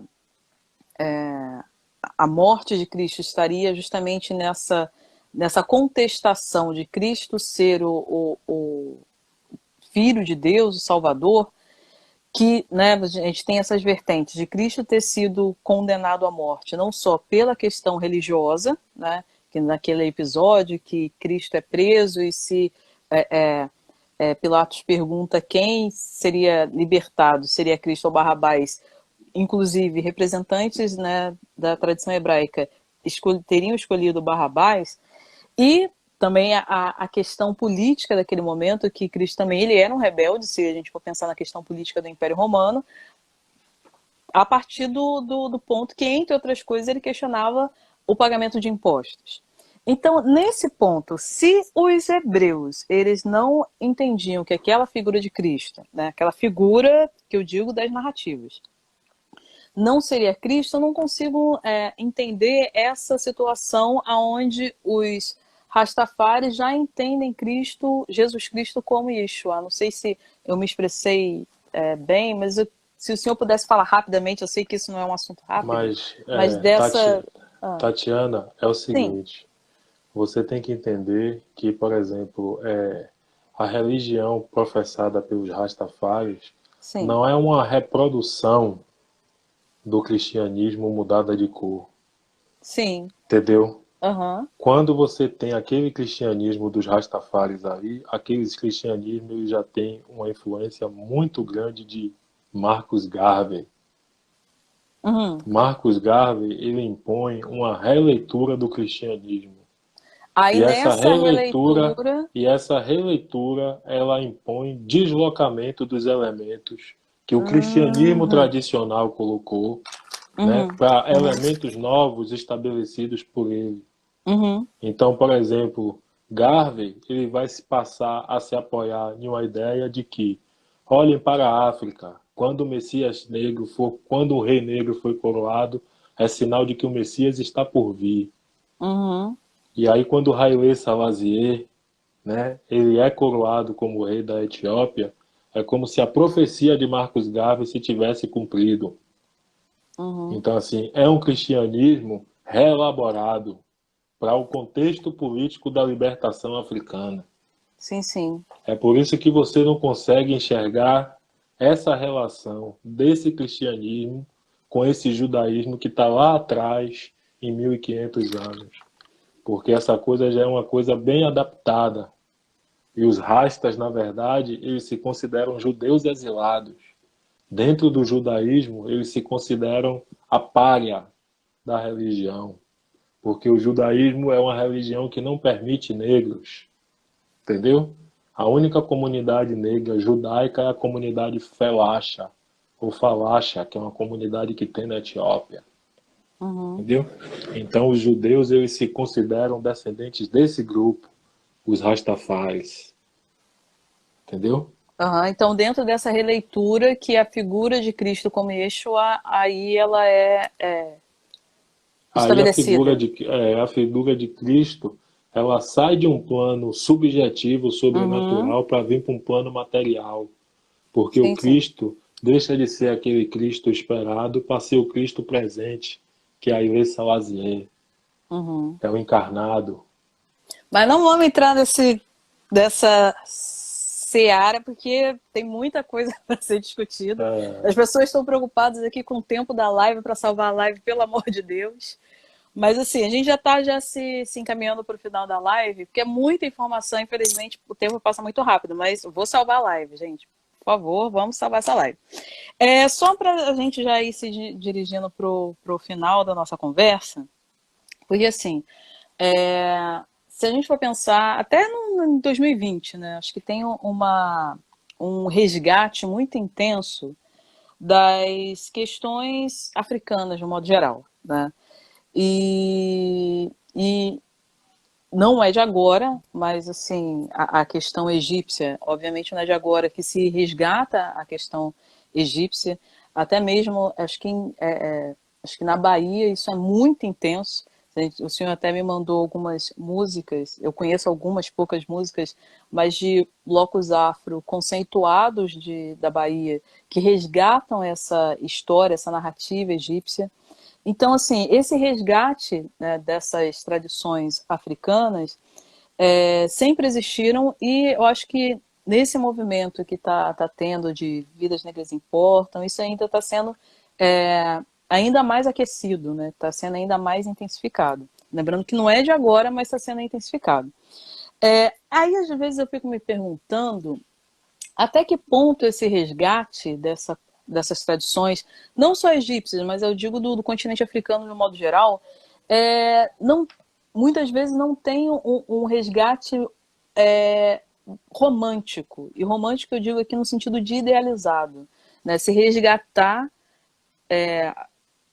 no intuito de construir uma afrodescendência, né, numa ideia dos afro-brasileiros, esse resgate que se faz na África, às vezes me parece um tanto quanto romantizado, no sentido de se idealizar uma África que muitas vezes não existe mais. Eu não sei se é uma visão minha, mas assim, o senhor que estuda a África, estuda os povos, as tradições, as culturas africanas, eu queria que o senhor falasse rapidamente desse resgate. Se esse resgate, muitas vezes, ele é muito idealizado de uma África que não existe atualmente e às vezes a gente tenta criar uma representação de algo que, de certa forma, acabou se perdendo. Não sei se eu consegui me expressar bem na minha tem pergunta. relação, a sua pergunta tem relação. A primeira coisa que a gente tem que entender é que a África, no Brasil, embora ela esteja presente já há séculos, desde a escravidão, mas é um debate novo, ela é nova, entendeu? Então, assim, isso é uma coisa que a gente tem que entender. Isso é uma coisa nova. Debater a história da África, debater, fazer o debate racial com a intensidade, com a profundidade que tem sido feito hoje, mesmo com a conjuntura política adversa que se tem, porque assim você tem o debate que tem por trás e você tem o debate que está ocorrendo na sociedade. Então assim as pessoas hoje elas estão tomando consciência do que é racismo. As Uhum. pessoas hoje elas estão tomando consciência de que a questão não é só uma questão econômica, sabe? É uma questão que está além. Então você tem toda essa questão de ineditismo no debate. Aí dentro desse ineditismo você tem um problema, porque se nunca houve história da África, no momento que a gente começa a debater, construir, qual é a visão da África que a gente constrói? E aí é que a gente está meio perdido porque a gente não tem referência Uhum, dessa África, não porque a gente não queira, mas porque o debate para a gente está muito novo. uhum, Então, agora que as pessoas estão começando a se familiarizar, a conhecer os autores, conhecer algumas abordagens, sabe? Então, uhum. tudo isso dificulta, por exemplo, a construção da imagem da África no Brasil, que nesse momento tem sido uma África, a construção de uma imagem que não corresponde à realidade africana. Uhum, Entendeu? uhum, Então, assim, a imagem que a gente tem. Primeiro, a história da África do Brasil ela não é uma história popularizada. A história da África no Brasil é uma história restrita a pesquisadores. verdade. Entendeu? Uhum, A história da África é uma história restrita a pesquisadores, as pessoas que. A história da África, o cinema de diretores africanos e companhia limitada é uma coisa que agora que está começando a ser popularizada, agora que as pessoas estão começando a conhecer alguns autores. Então isso dificulta bastante a construção dessa imagem, que termina sendo uma imagem anedótica, né? Uma imagem folclórica, uhum, uma imagem, sabe, que não corresponde é como o meu professor, tinha um professor na escola que falava muito disso, Guimário, né, no pré-vestibular. A gente está construindo a imagem de uma África tarzaniana. O professor Guimário sempre falava disso, que era para a gente ter cuidado sobre isso. Que foi um professor meu na Steve Biko, para a gente não construir uma África tarzaniana, que é essa África sabe? Essa África do sim, sim, safari, sim, sim, sim. essa África do colorido, essa África da religiosidade, do cabelo black, das coisas, sabe? Mas que Uhum, nada daquilo, muitas vezes, corresponde à realidade do que está acontecendo de verdade no continente africano. sim. Até porque essa imagem da África, os africanos eles não querem mais, entendeu? E tem Uhum, uma coisa que é interessante a gente pensar nisso, é o seguinte, que para essa imagem da África ser construída, a gente tem que ver também os termos que a gente utiliza, porque essa coisa de negro, de africano, foram termos convencionados pelo Ocidente para poder dividir e para sim. poder nortear o nosso autoconhecimento. Porque se você chegar na África e perguntar para um cara de qualquer cultura se ele é negro ou africano, ele vai dizer não, velho, eu sou fulani. O outro vai dizer, não, eu sou Bambara. O Uhum, outro vai dizer, não, eu sou Seré, sou Tuculó, sou Dinka, sou Nuer. Então, assim, a primeira coisa para a gente romper esse ciclo também é a gente começar a ser visto como pessoa. Essa é uma característica da África, das populações africanas, sabe? Então, assim, eu não tenho que falar, por que que eu tenho que estar me referindo à minha cor para estar falando da minha qualidade? sim. Então, assim, e eu não estou falando disso, não estou querendo dizer que o fato de você não falar da cor não seja importante. Não estou dizendo que não é Sim, sim, importante. sim. Estou dizendo que a gente tem um contexto social e político onde o debate é racial, mas eu estou falando de um debate racial que está para além, entendeu? Sim, E sim. isso tem a ver com essa relação da construção da imagem. Então, isso tá muito ligado. Então, acho que para isso mudar, a questão inicial passa a ser mesmo a questão da educação, não tem como fugir disso, e a gente se apropriar dos elementos culturais, dos elementos históricos, né? Procurar saber, ter a disciplina e o compromisso de levar isso adiante, porque se a gente não fizer isso, ninguém mais vai fazer, porque politicamente a gente não tem representante, economicamente a população negra se encontra na linha da pobreza, abaixo, Uhum, socialmente é o resultado da economia, então você só tem a história e a cultura para se apropriar. E se a gente não fizer isso, a gente vai ficar o tempo todo nesse lugar dizendo que o branco se apropria da cultura, que o branco isso, que o branco aquilo, que o branco aquilo, que o branco aquilo outro, que o branco aquilo, sabe? sim, Mas a sim, sim. gente mesmo, né, na nossa condição, não se apropria do conhecimento que é nosso, entendeu? E de respeito a gente. Porque uma das características da história do Brasil, isso aí você pode voltar lá no Google e pegar, porque até os próprios historiadores estão falando, É que a história da África e a história do cultura afro-brasileira é uma história contada de fora. É uma história contada pelo colonizador, pelos brancos. Entendeu?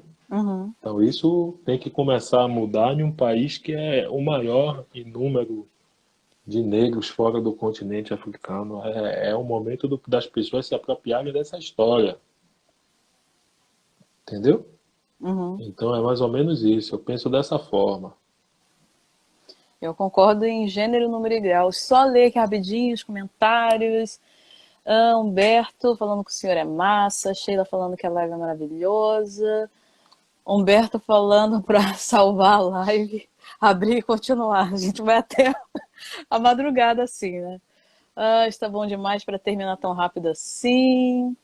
Ah, perguntando quando será a live do Humberto. Humberto, contigo responder. Estão pedindo para indicar as músicas.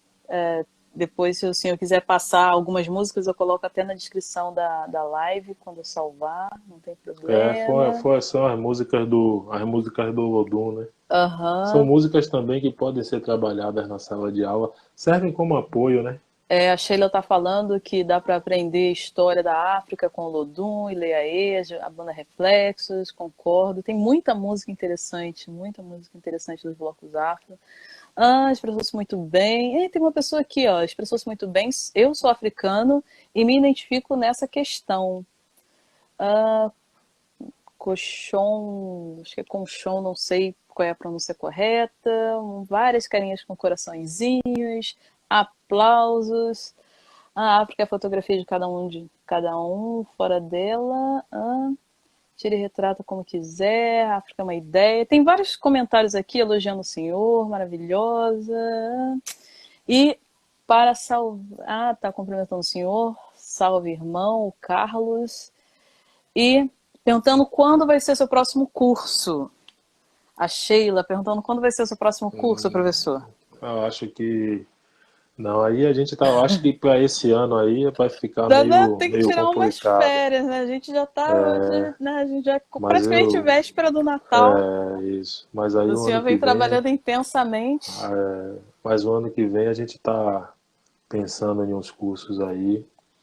A gente vai fazer uns cursos de diretores africanos, para a gente poder pensar o cinema, né? Pensar essa questão das Áfricas dentro do cinema, a gente pensar e a gente vai fazer alguns cursos aí. Acredito que fevereiro, março, a gente já esteja fazendo mas acredito que o próximo curso mesmo vai ser sobre cinema.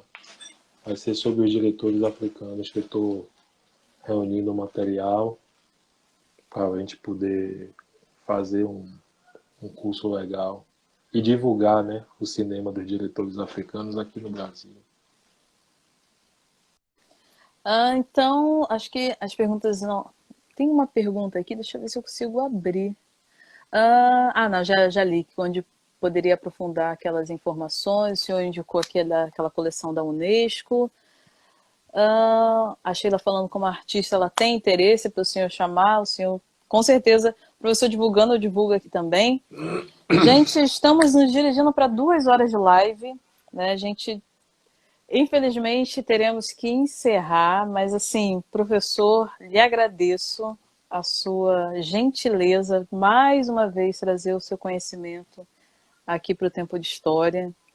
É muita informação, são muitas questões, assim, não tem nem como perguntar tudo, todas as minhas curiosidades. Eu acho que a África é um continente riquíssimo, né, que infelizmente é pouco trabalhado nas escolas, pouco trabalhado nos livros didáticos, e muitas vezes a gente vê ela de uma forma muito fragmentada. Mas assim, acho que é importante ter espaços assim e pessoas que estudam o tema falando. Como eu disse, esse canal ele é dedicado principalmente para crianças, para adolescentes, né, do ensino fundamental e ensino médio. Então, acho que é importante trazer pessoas especialistas nesses temas para falarem de uma forma simples para os jovens, né? Até para instigá-los a irem atrás de mais conhecimento, de aprofundarem o conhecimento, de entenderem as suas origens, de valorizarem a sua afrodescendência. Então, assim, eu acho que o senhor é uma figura importantíssima para esse debate. Então, assim, eu agradeço muitíssimo, mais uma vez, o senhor ter se disponibilizado a conversar com a gente.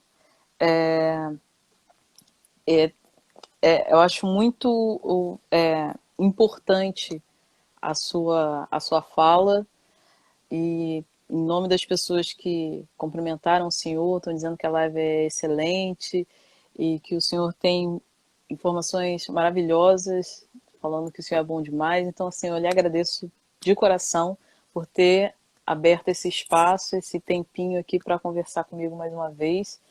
E que se futuramente podemos tratar de outros temas, que tem assim, um leque gigantesco de informações que eu gostaria de saber do senhor. Assim. Então, eu lhe agradeço muito, muito, muito. E antes de eu terminar, vou salvar a live. Me perguntaram no início se vai estar no YouTube. Leva um tempinho, mas eu vou disponibilizar no YouTube, que o YouTube é interessante, que dá para a gente pegar o link e compartilhar. E, professor, muito obrigada. Obrigada às pessoas que acompanharam aqui. Se pudesse a gente seguir há mais tempo. E olha que o professor queria fazer junto com o professor Júlio César. Eu falei assim, impossível, porque vocês dois têm muita informação, senão a gente vai ficar 5 horas de live. A gente faz uma, depois faz outra, e se der, futuramente a gente junta os dois, porque acho que cada um na sua perspectiva, mas a conversa dos dois convergem para o mesmo ponto. Então, professor, muito obrigada. Quero aproveitar e desejar um feliz Natal para o senhor, que seja um Natal com muita saúde, com muita paz, com muita tranquilidade, sem aglomeração, pelo amor de Deus. Feliz Natal também para as pessoas que estão aqui assistindo. Feliz Ano Novo. Semana que vem a gente já entra em 2021 e espero que a vacina venha logo, porque eu não aguento mais. Um ano isolada dentro de casa. Então, assim, para que as coisas fluam, acho que a gente tem que estar imunizado com responsabilidade. Então, obrigada, professor. Se o senhor quiser falar alguma coisa nesses momentos finais para as pessoas que estão aqui vibrando com as suas palavras. Eu só queria agradecer a oportunidade, né? Porque é sempre bom. Já é difícil nos dias comuns, sem pandemia, você falar sobre a história da África. Com pandemia se torna mais difícil, mas ao mesmo tempo se torna mais fácil por conta da internet. Verdade. Então eu queria agradecer a todas as pessoas que nesse momento abriram os ouvidos, né, para me escutar um pouco e continuar, dizer assim, falar da importância que é discutir esses temas para a gente poder descolonizar a mente, né, descolonizar o pensamento e começar a trabalhar na elaboração de uma outra imagem da África, de uma imagem positiva. Então, deixar aqui o agradecimento, desejar a todo mundo um Feliz Natal, um ano novo de tudo de melhor, tudo de bom, né? E que a gente possa ter saúde e vida, né? Para enfrentar esse momento difícil, dar conta das nossas demandas, dos nossos desafios, alcançar nossos objetivos e nossas metas, né? Então é isso aí que eu desejo para todo mundo e sigamos, entendeu? Seria mais ou menos isso. Concordo com o senhor, professor. Muito obrigada. Gente, assim, obrigada para as pessoas que estão assistindo aqui. Lembrando que segunda-feira eu vou conversar com o professor Júlio César, que também esteve aqui nas lives da Consciência Negra, e ele vai falar sobre a África nos textos bíblicos, né? Assim, que é interessante que ele falou justamente durante a nossa live, quando ele estava falando do Cemitério dos Pretos Novos, ele falou justamente que ele conseguiu juntar as duas personas que ele tem nele mesmo, que é o historiador com o pastor, que ele é um pastor evangélico, a partir do momento que ele enxergou a África na Bíblia cristã. Então, assim, ainda seguindo esse espírito natalino da questão religiosa da cristandade, então a gente vai falar sobre isso. Então, segunda-feira, 7 horas no mesmo horário, o professor Júlio César vai estar aqui. Boa noite para todos. Segunda-feira nos vemos. Vou salvar a live e futuramente vai estar no YouTube. Boa noite, professor Márcio. Vou encerrando por aqui. Boa noite a todos. Muito obrigada e até a próxima, gente. Tchau, tchau. Feliz Natal, feliz Ano Novo. Obrigada, professor. Tchau, tchau. Obrigado, até mais. Até. Tchau. Tchau.